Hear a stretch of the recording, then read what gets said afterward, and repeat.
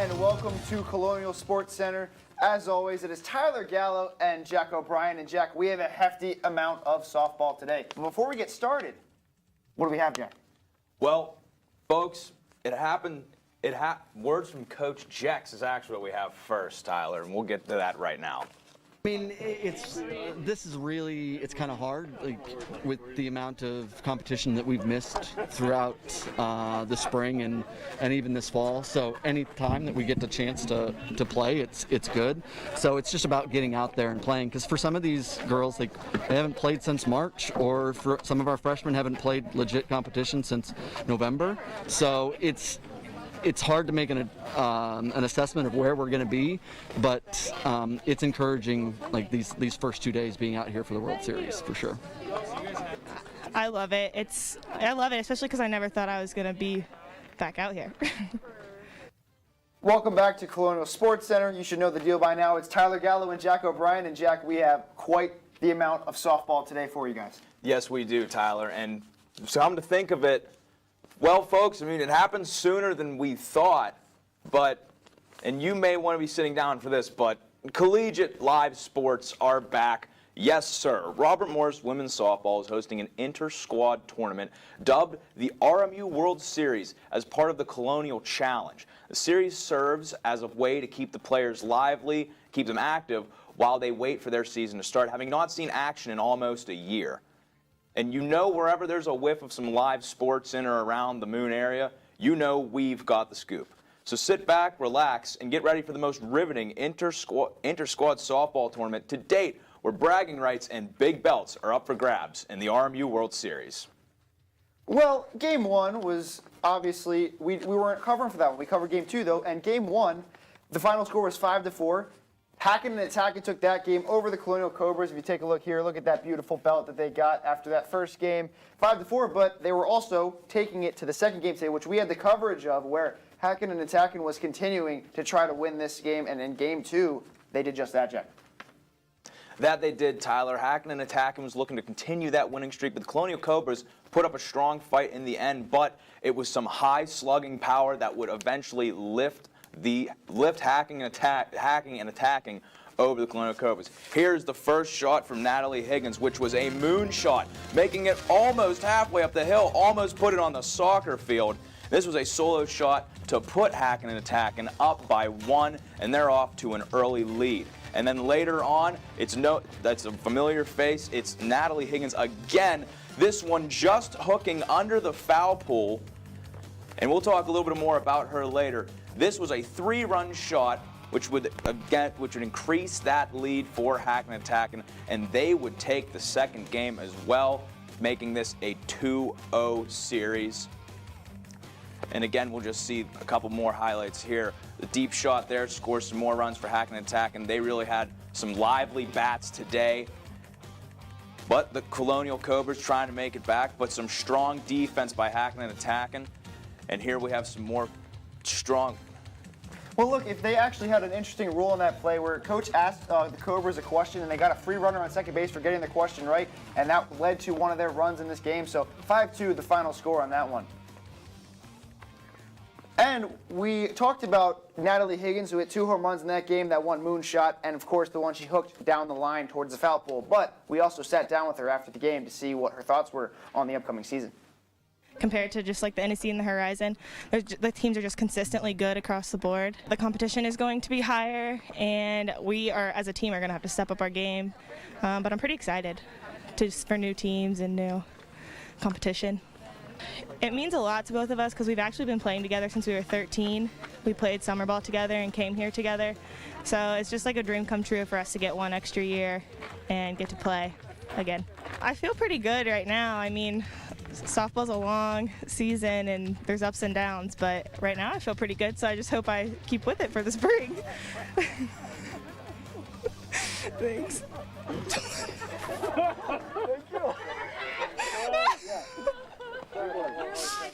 Well, you can see how lighthearted it is and fun it was. These inter-squad games have been, as you can see, messing around with Natalie Higgins' interview there. But when we come back, we'll have more on softball as well as a little bit of men's hockey. So you're going to want to stay tuned and watch all of it here on Colonial Sports Center.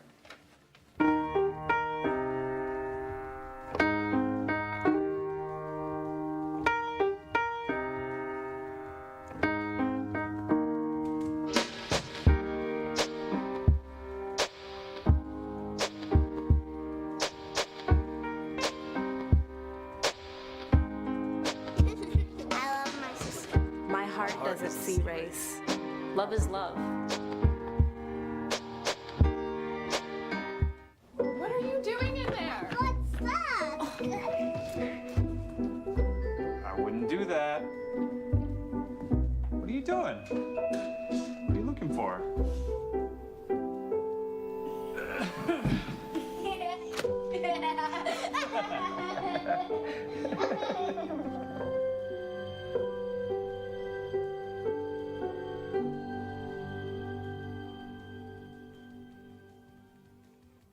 How prepared is your family if a hurricane shows up at your doorstep, or a flood, or a blizzard? You can't just turn away a natural disaster. That's why it's important to go to ready.gov/plan now. It has the tools and tips you need to make an emergency plan with your family. So if disaster comes knocking, Let's go. you'll be ready to help keep your family safe. It's just a pizza. Yes. Make a plan today.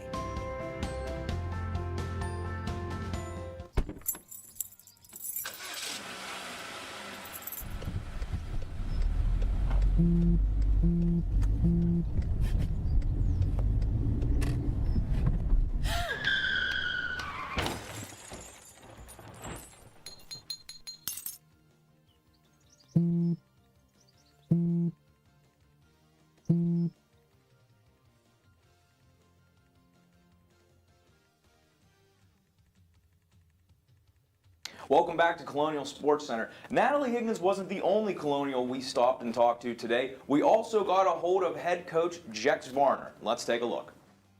Good. I mean, this is really, it's kind of hard, like, with the amount of competition that we've missed throughout the spring and even this fall. So any time that we get the chance to play, it's good. So it's just about getting out there and playing. Because for some of these girls, like, they haven't played since March, or for some of our freshmen haven't played legit competition since November. So it's hard to make an assessment of where we're going to be, but it's encouraging, like these first 2 days being out here for the World Series for sure. So we lost 3 total seniors: Bridget, Bree, and Taryn, and I think just their personalities on this team and their love for the game and being out here, and they're hard-nosed players. Bree in center field and Taryn at second base, they were phenomenal for us defensively and really helped kind of bring a kind of grittiness to the field. So those are going to be things that we're going to miss for sure from their end. But we're excited about having Natalie and Madison back for sure. As Nat showed today for sure of why we're really excited to have her back. And even Dog, her in the circle, she did well today. So that's good. I think they're all gonna have a really kind of important role. I think Jane, you saw Jane, who started for hacking and attacking today. She did well in the circle, and she's going to bring, I think, a good look to our pitching staff, a little different from the other 3. I think. I'm trying to think. Well, how about this? For game 1, we had 12 hits altogether. 7 of those 12 hits came from freshmen. So that's why I think that the whole class is going to have a pretty big role in this moving forward. But that's why I think that they're all going to have a role in some way, shape, or form. How that plays out, we'll see. But I do think that all 8 of them are going to have a good impact for us in some way, shape, or form moving forward. I think, to be completely honest, we're taking things kind of one step at a time. I know that's so coach speak that it's kind of ridiculous. But in this moment, it's so much about just getting back out on the field and playing. We'll deal with figuring out the Horizon League a little bit more come January and February. But for now, it's about getting back on the field, getting an ability to compete. We've seen Cleveland State. We know Youngstown State. We play them regularly. So we have an idea of what the Horizon League is like.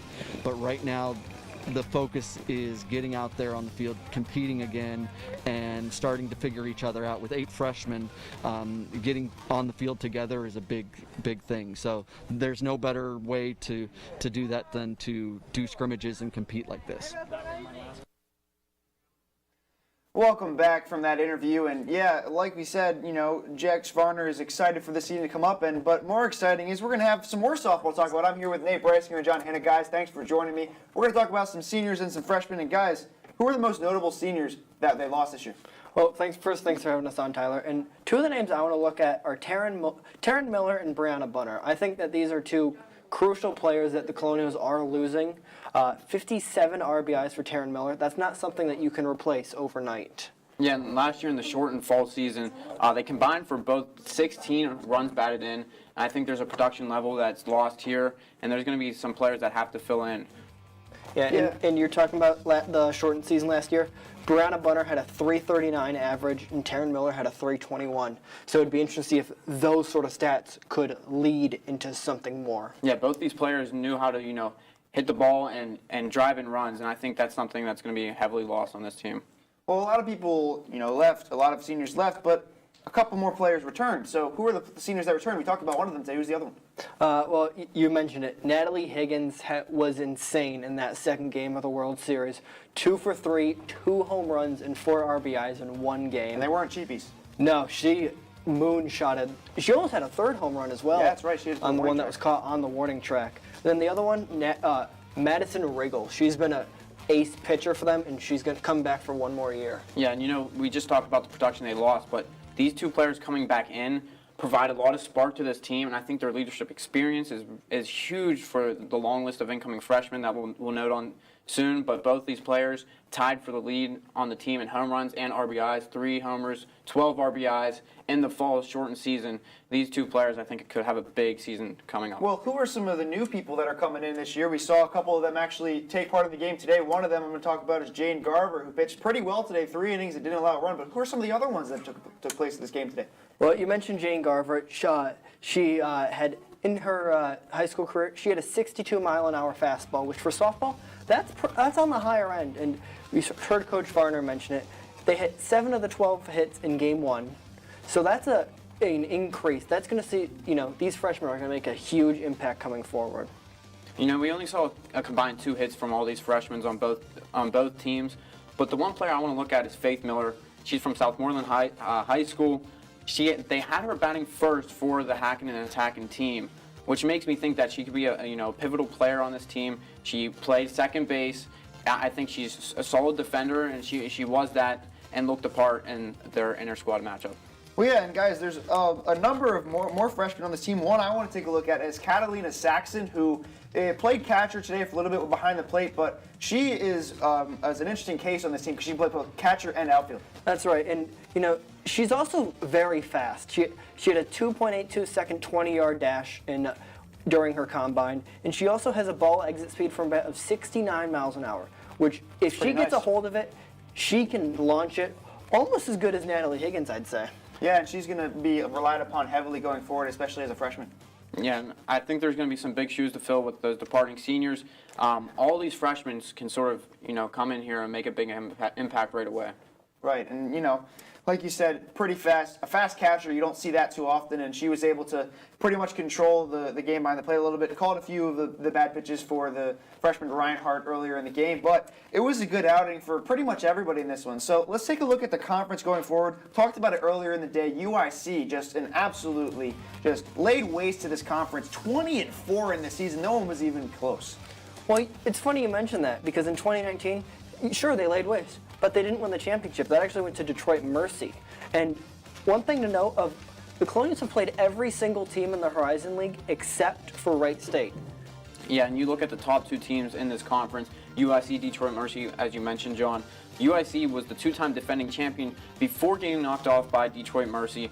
So the top 2 teams in this league, they're going to be tough matchups to go against. But then you look down at the 3rd team, Youngstown State, which is right down the road, down in Ohio from Robert Morris, and they've played each other every year since 2002. Yeah, and another team they've played fairly decently, Cleveland State, 16-25 all time. So there's 2 teams in here. We heard Coach Varner mention it, but there's 2 teams here who the Colonials know how to play against. So it'll be interesting to see if that sort of play style attributes to the entire Horizon League. That's right, and well, thank you guys once again for coming on, but we're not done with you guys yet. When we come back, we're gonna have buy or sell. Stay tuned for that.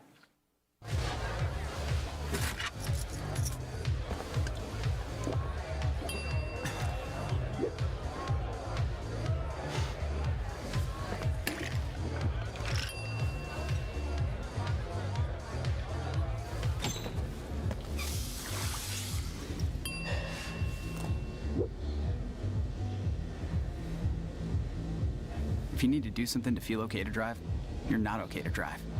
Don't drive buzzed. Maybe you can make retirement happen. After all, you made her college years happen. Opening that education savings account when she was little. Spearheading a campus tour. And another, and another, and another, and another. Bam!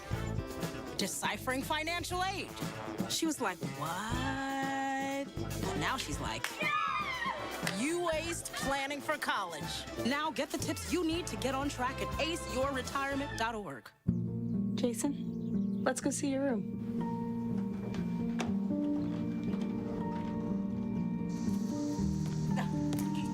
That's not right. How was it? Is it good?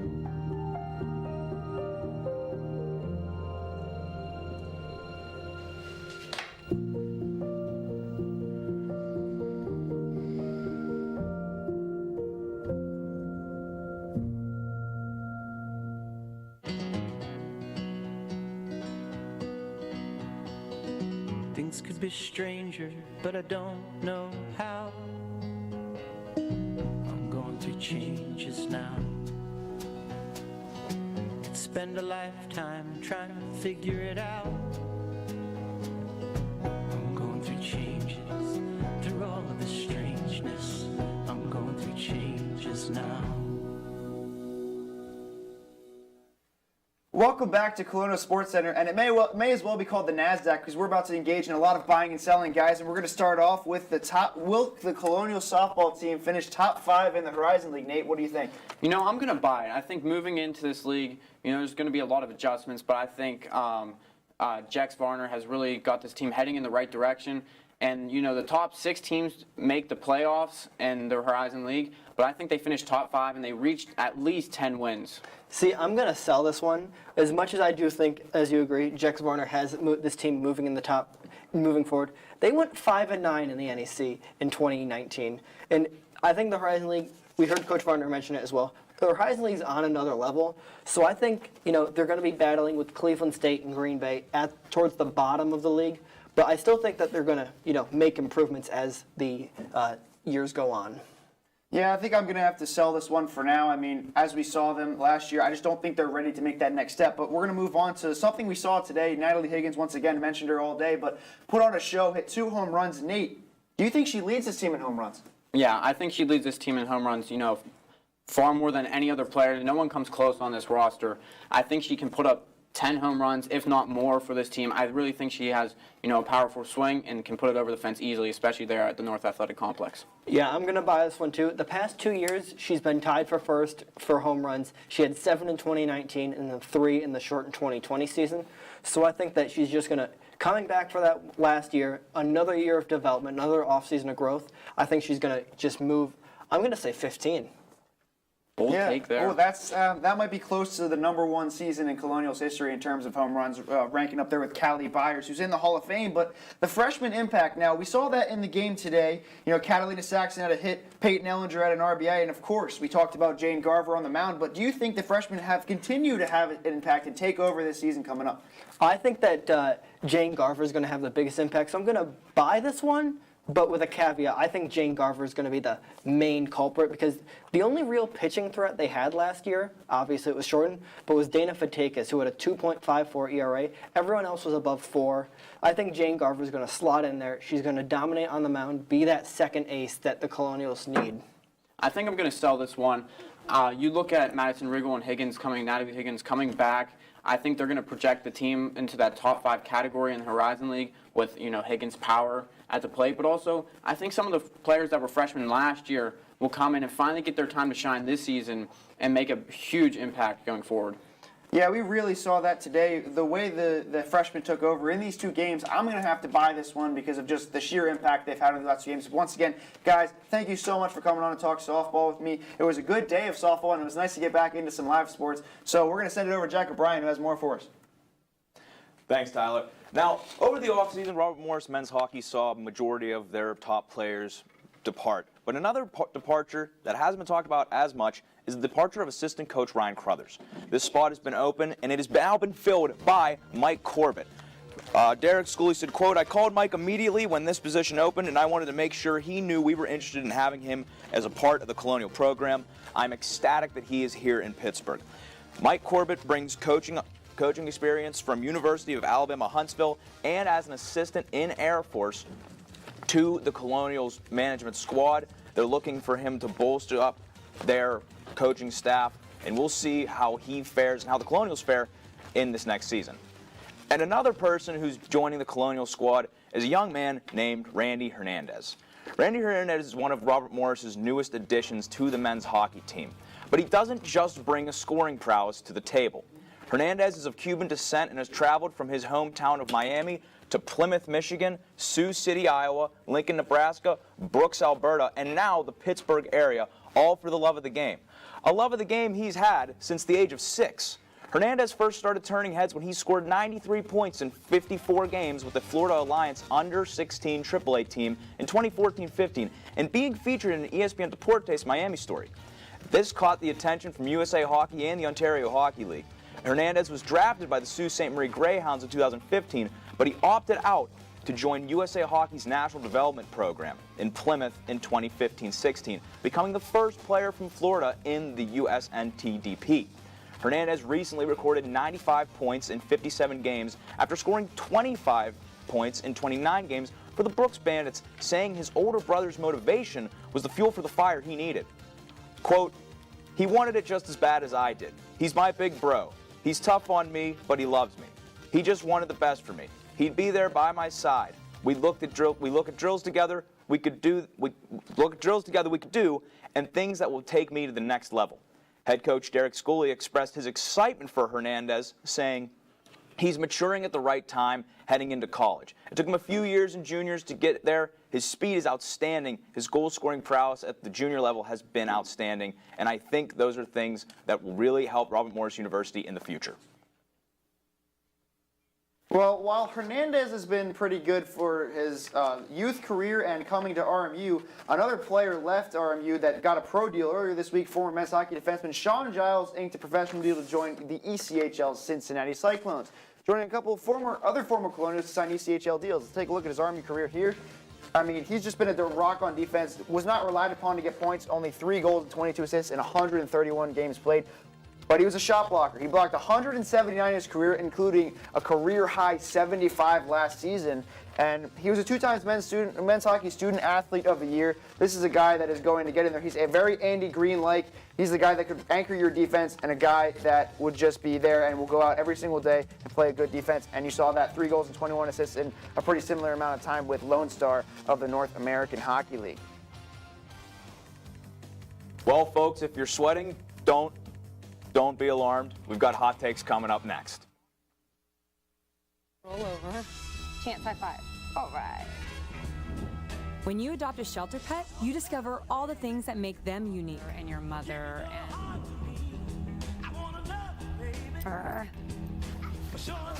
I am totally a hot person. Right, guys?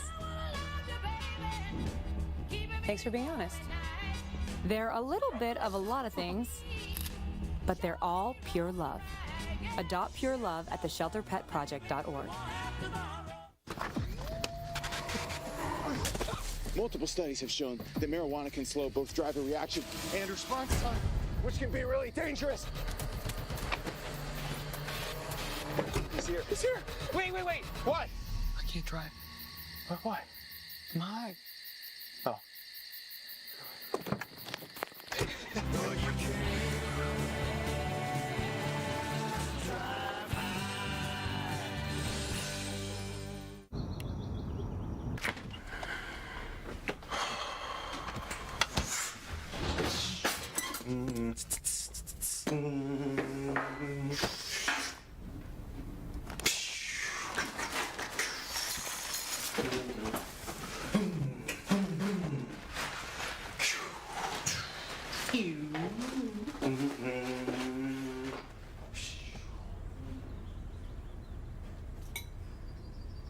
Stem is precise, no margin for error. Dare to forget that. Dare to have fun with it.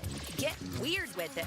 Dare to send those old STEM theories flying past the neighbor's house into outer space. Dare to program something internet-breaking, record-breaking. Dare to blow their minds. Dare to learn the difference between sedimentary and metamorphic rock. Go find those rocks. Dare to keep daring. Dare to STEM. Check out She Can STEM to get started. Welcome back to Colonial Sports Center, and it's time for Hot Takes. As always, I'm joined by Luke Yost and Nick Hedrick. Fellas, thanks for coming out. Very excited to talk to you two goons again. Let's start off with Luke Yost, as always. What do you got for us? Well, I don't like you calling us goons, but that's not here or there. That's neither there. But I have George Martin will not be the starting quarterback at the end of the football season next spring. I think this is a Big South conference that loves running quarterbacks, that loves running the football. And we saw last year, Dick saw it last year, who was with me in the booth a lot of those times. George Martin, not the most athletic guy, and if he gets out of the pocket, you worry about a lot of things. Can he slide the proper way? It's a big thing in football. Can he slide? Does he get down in time? Does he make the smart decision with the ball? I don't think he'll be the guy. I think it'll be A.J. Dar, a freshman quarterback. He's a lot more athletic and can throw the ball down the field. All right, wait, time out. There's a lot to unpack. You think what I'm thinking? Yeah. You're telling me the guy who led the Colonials to their most successful football season in a decade is going to get beat out by a freshman? I'm telling you that right now. I'm not telling you that Dar's a better pure. I think George Martin's a better pure quarterback. I think Dar's a better athlete, and athletes are going to be what thrives in the Big South. Hang on. We got 2 freshmen and a sophomore behind him. Granted, it's college football. We've seen freshmen start before. We're going to see one start at the end of the year. Last year, he was competing with Caleb Lewis. He's gone. Do you think these freshmen, or even the sophomore and Gino, do you think they have the proper time to get ready and play and take over for George Martin? Look, we're dropping that now because you're insane. Nick, what do you have? That's whatever. That was the greatest transition in the history of television. I got a big one. Elijah Jackson gets 10 touchdowns rushing this season for RMU football. All right. Is that hot? That might just be like steamy. That's not even hot. No, that's pretty darn hot, I'd say. That's an atomic wing. He had 4 touchdowns. I don't know about that. You ever hear of it? He had 4 touchdowns last year. You think he's just going to improve by 6? He had 971 yards. Terrence Stevens, the guy that used in goal line situations, is gone. What do you mean it's not a hot take? I think without Terrence Stevens, you have to give him the ball at the goal line. We're more than doubling his touchdown total last year when he was already RB1. That's a hot take. That's a really hot take. Okay. It's achievable. Well, let's see what Jack has. Yeah, let's hear what he has to say. He wants to be a lawyer. Let's wait a minute on it. It's almost lukewarm. My hot take is that Randy Hernandez, the newest addition, one of the newest additions of the Army men's hockey team, is going to make the NHL. I don't know if I should laugh at you or like check your brain or what's You're looking at a guy who had 95 points following the season where he had 25 points. The improvement curve there is insane. Derek Scully has already talked about how excited he is to have this kid, and his junior coach compared his speed to Cale Makar. This guy doesn't know about Cale Makar. Yes, he does. He coached him for 111 games. I'm not going to tell him he's wrong. I don't think it's a hot take. I really don't think it's that. Actually, it is a hot take, obviously, when we see the history. It's a hot take considering that no Robert Morris alumni I was just about to say that if you'd let me finish. I know you want to be a lawyer. You should let me finish my statements before you cut me off, lawyer man, Lincoln lawyer. Okay? Listen, it's achievable. I completely see that. He must like John Cena's theme song because in that song he says, your time is up, my time is now. His time is now for this men's hockey program. I completely buy into that. I think if anyone's going to reach the NHL from this men's hockey team, it's going to be him. We'll see. I mean, maybe I'm just... We'll just go back to you for a minute because I'm still pretty bought You on haven't that. said anything. Cat got your time. We moved on. We moved on. I'm telling you this right now. It's not a question of who can throw the ball. George Martin, better pure quarterback. He's a better pocket presence. I'm going to talk about But we're Jax. talking about athletes. You put on a quarter zip and think you can dodge the questions. No, I want to. You should have been at the debate last night. I want to. Look, if we had all the time in the world, we could just go through the ins and outs of why you're completely insane, So we can do it after why the you're show. almost insane, We do that before and why I'm one of the smartest men on the planet. That's blasphemy. Let's look at our GPAs. But we're out of time. We'll see you next week.